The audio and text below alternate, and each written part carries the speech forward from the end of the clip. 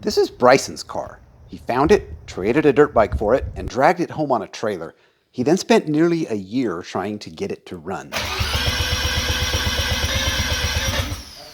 And then he left. He's gone for 2 years, and he really has no idea what I've been doing. I started with the engine because no car is worth its salt if it doesn't run. First, I just made it run, and then I pursued making it run well. I went through other mechanical items, wiring, brakes, suspension, wheels, and everything else I could think of to make the car reliable as a daily driver. I've been driving it myself for over a year, and with only a couple of rare exceptions, it hasn't let me down. I've been putting off the bodywork a little because I don't want the car to sit here in pieces while I wait for warmer temperatures so I can paint. Well, the temperatures are up, and my days are numbered because Bryson gets home in less than 2 months. Look, I'm a noob at this, so it certainly takes me a lot longer than it would take a professional. And doing it all by hand takes longer than using power sanders, but I think we'll get a better result doing it by hand. Anyway, I kind of wish I would have kept track of the man-hours consumed in the bodywork so far. I mean, I spent several hours working out the major bumps and bruises. Then 4 of us worked together for several hours to sand out the old gray paint. And then there were several hours of disassembly, followed by several more hours of block sanding and body filler. And then finally, my wife and I spent a couple of hours block sanding it all down with 400 grit. So, gosh, if I were to hazard a guess, I'd say we've got maybe 25 man-hours into it at this point. We've got a little ways to go. Oh, you're not even going to be in the picture if I'm not careful. I'll bring you back in a minute.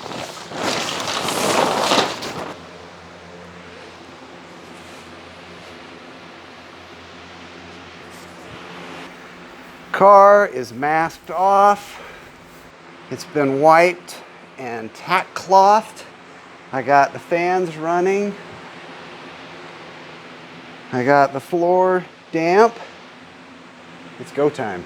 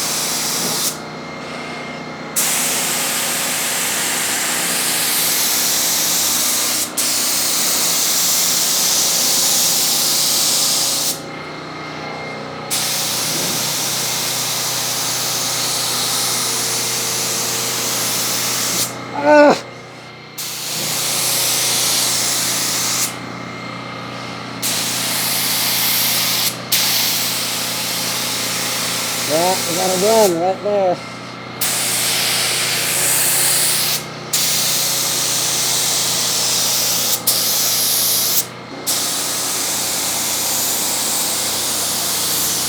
No!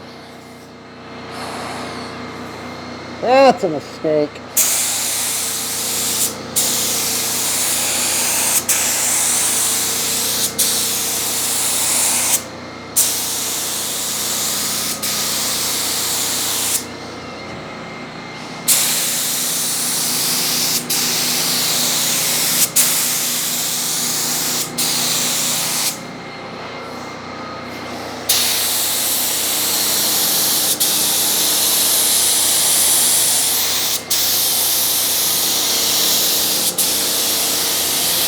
Well, I'd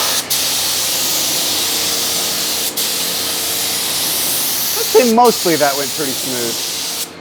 I made a real novice mistake here with the masking I had. I didn't tape down the backside, and so it flopped over and got into the primer.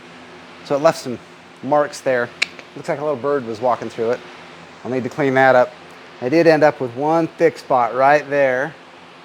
Not bad, a little bit of a run. That'll need to be cleaned up. But I'm happy with how that went. And you'll notice that the primer is only on the main body sections. I don't want to cover rocker panels or door jambs or this door jamb in here. I don't really want any primer on there because I'm not going to do any surfacing on it. This all needs to be sanded out to make sure it's flat. That, I really don't want the extra thickness, and primer tends to do that. It adds, what, 4 or 5 mils maybe. So, I intentionally didn't prime in here. This will get sealed. And since it has existing paint, no real bare spots to speak of. Let's see, there should be plenty. And that's really the next step, is to sand this down, get it flat, and then come in here with the sealer, the top coat, and the clear coat. We're gonna make it.